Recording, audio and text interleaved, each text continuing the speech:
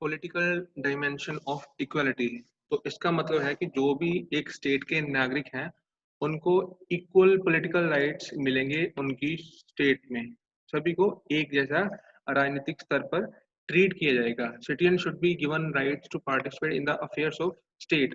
तो जो भी एक स्टेट की गतिविधियां होती हैं उसमें स्टेट के सारे नागरिक पार्टिसिपेट कर सकते हैं। और ये जो राइट्स होते हैं आपको सिर्फ और सिर्फ डेमोक्रेटिक स्टेट्स में ही देखने को मिलेंगी। अगर हम बात करते हैं डिक्टाटोरियल स्टेट जहां पर आपको तानाशाही देखने को मिलती है, तो मोस्ट ऑफ द टाइम वहां पर आप देखोगे कि जो कॉमन लोग होते हैं, आम लोग होते हैं, उनकी जो पार्टिसिपेशन बहुत ही कम होती है। उनकी भागीदारी ना के बराबर होती है। उनको सिर्फ डिक्टेटर की डायरेक्शन जो भी उनके ऊपर से आएंगी उनको सिर्फ फॉलो करना होता है। मगर जहां पर आपको एक डेमोक्रेटिक स्टेट देखने को मिलेगी वहां पर ही आप अपने पॉलिटिकल राइट्स को, पॉलिटिकल इक्वालिटी को एंजॉय कर सकते हो। डेमोक्रेसी में क्या होता है कि हर एक इंडिविजुअल का अपना एक शेयर होता है, शेयर होल्डर होता है हर एक इंडिविजुअल, और वो अपने इन शेयर होल्डर का इस्तेमाल करते हुए पॉलिटिकल पावर में अपनी पार्टिसिपेशन दिखाता है। और जैसे राइट टू वोट हर एक इंडिविजुअल को दिया होता है। जैसे मिनिमम एज किसी भी स्टेट में अलग अलग हो सकती है। इंडिया में ये है मिनिमम 18 एज फिक्स की गई है। तो 18 साल की जब आपकी एज कंप्लीट होती है then you can participate in voting. तो वोट अब कास्ट अपनी कर सकते हो। If need arise they can change the government with the use of their right to vote. तो लोगों के पास देखो इतनी पावर होती है कि अपनी वोट का इस्तेमाल करते हुए वो सरकार को भी चेंज कर सकते हैं। एक कैंडिडेट को तो चेंज कर ही सकते हैं, और अगर लोग अपने मतलब बड़े स्केल पे चेंज चाहते हैं तो वो सरकार भी चेंज कर सकते हैं। तो जो first political dimension of equality है वो है राइट टू वोट, वोट देने का अधिकार। For the establishment of political equality every citizen should be given right to vote without any discrimination on the basis of caste, religion, creed, colour etcetera.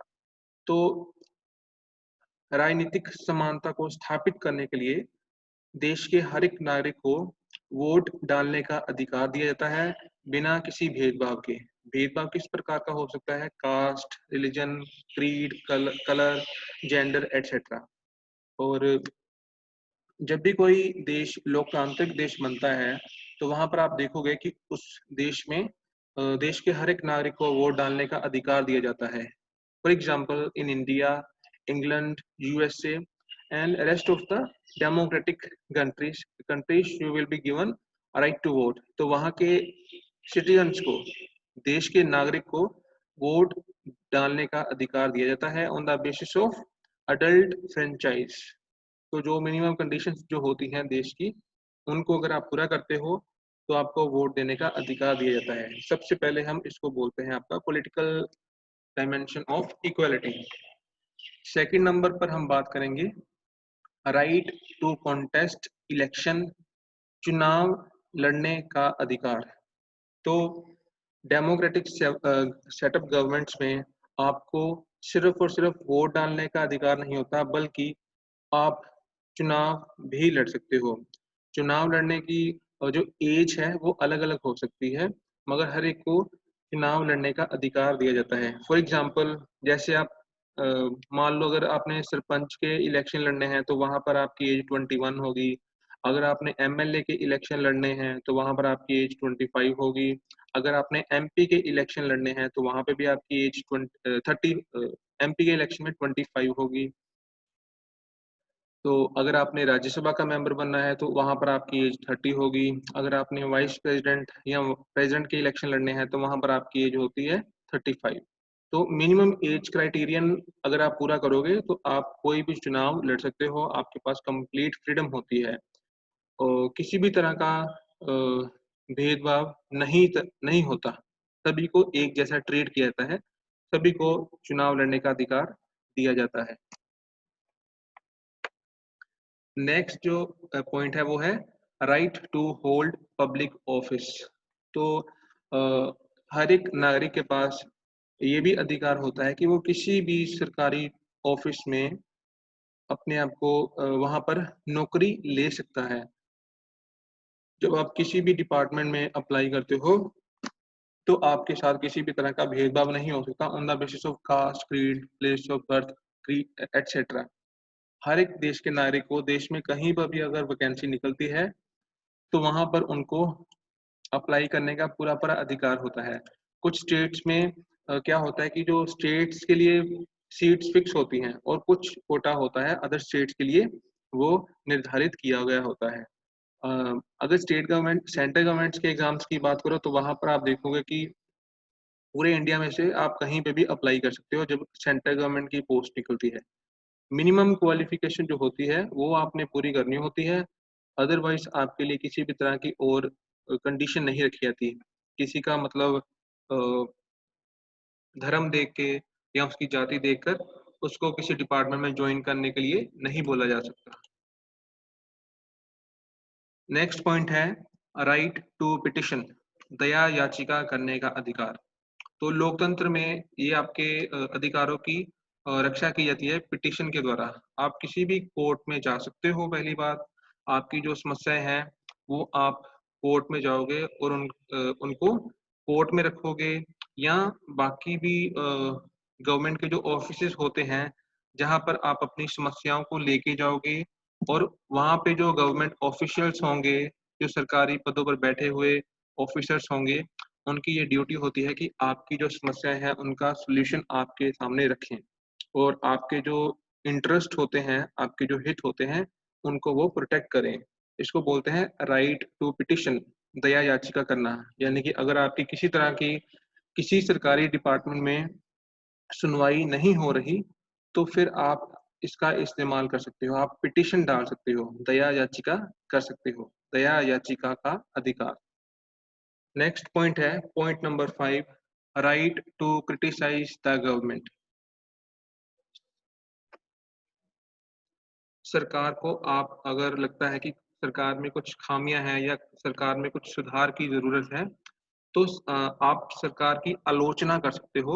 ये भी आपको अधिकार दिया जाता है, ये भी आपका एक पॉलिटिकल राइट होता है। तो अगर आपको सरकार को क्रिटिसाइज करने का अधिकार दिया जा रहा है, इन केस अगर नहीं दिया जाता, दैट मीन्स कि आपको फिर पूरी पूरी तरह आज़ादी नहीं है। आपकी जो पॉलिटिकल इक्वालिटी है उससे आपको दूर रखा जा रहा है, क्योंकि जिनको आपने चुना है definitely they are liable to the people. जिन्होंने एमएलएस को, एमपीज को इलेक्ट किया है, लोगों ने किया है, तो ultimately they are responsible to people.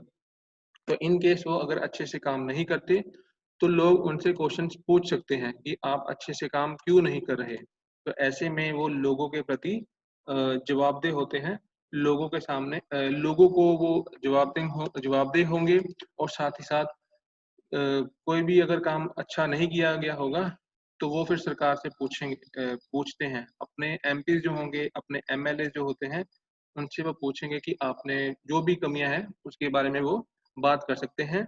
इतनी उनको पूरी तरह आज़ादी दी जाती है। हाँ, ये जो आज़ादी होती है आपको डेमोक्रेटिक सेटअप में ही मिलेगी। अगर आप right to criticise the government का अधिकार जाके मांगोगे डिक्टाटोरियल स्टेट्स में जहाँ पर तानाशाही होती है, तो वहाँ पर आपको गवर्नमेंट को क्रिटिसाइज करने का अधिकार नहीं दिया जाएगा। इवन अगर आप बात करो चाइना में, जैसे कम्युनिस्ट रिजीम है, यहाँ वहाँ पे आपको वामपंथी शासन देखने को मिलेगा, तो वहाँ पे भी आप सरकार का विद्रोह नहीं कर सकते। वहाँ पे तो जो मीडिया होता है वो प्राइवेट हाथों में होता ही नहीं है, वो भी स्टेट के होल्ड में होगा पूरी तरह। वहाँ पे अगर आपको चाइना की तरफ से कोई भी न्यूज़ देखने को मिलती है तो आप नोटिस करोगे वहाँ पे एक ही न्यूज़पेपर है, वो बहुत ही फेमस है, ग्लोबल टाइम्स। तो उसी में ही जो भी न्यूज़ चाइना के देश की पता लगेगी उसी के द्वारा पता लगेगी, और वो जो न्यूज़पेपर है वो चाइनीज गवर्नमेंट के द्वारा ही चलाया जाता है, ग्लोबल टाइम्स। अदरवाइज अगर हम बात करें डेमोक्रेटिक सेटअप की, तो वहां पर देखो संवैधानिक तरीके से देश को चलाया जाता है। वहां पर आपको पूरी तरह अपनी सरकार को क्रिटिसाइज करने का अधिकार दिया जाता है। आप नोटिस करोगे कि अक्सर कैंपेन चलती रहती हैं, तो कैंपेन्स में देखो आप, लोग सरकार की जो कमियां हैं उसको सामने रखते हैं, उसको एक्सपोज करने की पूरी कोशिश करते हैं। प्रेजेंट टाइम में आपको पता है कि जो एसएससी का एग्जाम है, रेलवे के एग्जाम्स है, तो उसमें काफी डिले किया जा रहा है। तो उसके ऊपर भी देखो सरकार की तरफ से एफर्ट्स यही लोगों ने क्या किया है कि इनिशिएटिव लिया है कि उनके रिजल्ट डिक्लेयर होने चाहिए। इतनी सारी वैकेंसी निकली थी, उनका अभी प्रेजेंट टाइम में कुछ भी नहीं पता। दैट मीन्स कि आपको लिबर्टी दी गई है कि सरकार की जो भी खामियां हैं, कमियां हैं, आप उनको उजागर कर सकते हो। नेक्स्ट पॉइंट है right to form political parties. किसी भी राजनीतिक दल आप अपना नया बना सकते हो। कोई भी राजनीतिक दल बनाने की पूर्ण तौर पे आपको आज़ादी होती है। आपको ये होता है कि जो भी इलेक्शन कमीशन होगा उससे आपको परमिशन मिलती है, तो डेफिनेटली आप अपनी पार्टी भी बना सकते हो। Every person has right to form political parties and to become the member of the political parties. आप कोई भी अपनी पार्टी बना सकते हो और आप उसके मेंबर भी बन सकते हो। To protect the interest of human beings man can become the member of any association. तो लोगों के हितों की रक्षा करने के लिए आपको इतनी आज़ादी दी जाती है कि आप किसी भी संस्था के सदस्य भी बन सकते हो।